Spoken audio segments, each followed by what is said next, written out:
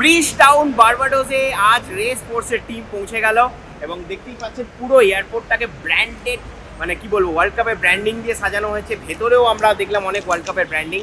So overall এবার মনে হচ্ছে যেন একটা কান্ট্রিতে এসেছি যেখানে ওয়ার্ল্ড কাপ নিয়ে রিয়েলি বাজ আছে। অফকোর্স ইউএসএতেও বাজ ছিল, কিন্তু ওয়েস্ট ইন্ডিজে ক্রিকেট প্লেয়িং নেশন, সেখানে একটা স্পেশালি বার্বাডোস যেখানে বলা হয় home of West Indies cricket, home of the finals, that's why এটা বলে তারা মার্কেট করছে পুরো ব্যাপারটাকে। এই ওয়ার্ল্ড কাপের বার্বাডোসে যে ম্যাচগুলোকে হবে সেগুলোকে খুব সুন্দরভাবে এখানে প্রজেক্ট করা হচ্ছে। এবং এয়ারপোর্টেও আমরা দেখলাম যখন ইমিগ্রেশন অফিসারকে আমি বললাম যে ওয়ার্ল্ড কাপের জন্য এসেছি, তিনি হাসি মুখে আমাকে স্বাগত জানালেন।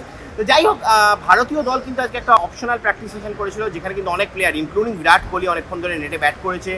বিরাট কোহলির একটা ইঞ্জুরি স্কেয়ারেরও নিউজ আমরা শুনলাম, মানে আমি যতদূর ওটা ভেরিফাই করার চেষ্টা করলাম, কেন যেহেতু আমি ছিলাম না, সুতরাং যারা ওখানে ছিল তাদের থেকে ভেরিফাই করার চেষ্টা করলাম।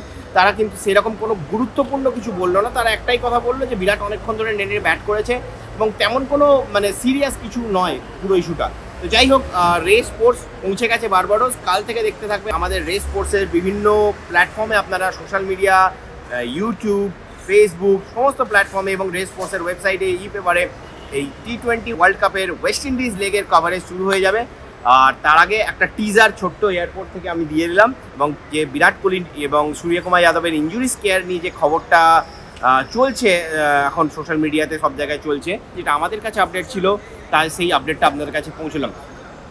বার্বাডোসের এয়ারপোর্ট থেকে এই রিপোর্টটা আমি প্রস্তুত করছি, আমি সন্দীপন ব্যানার্জি।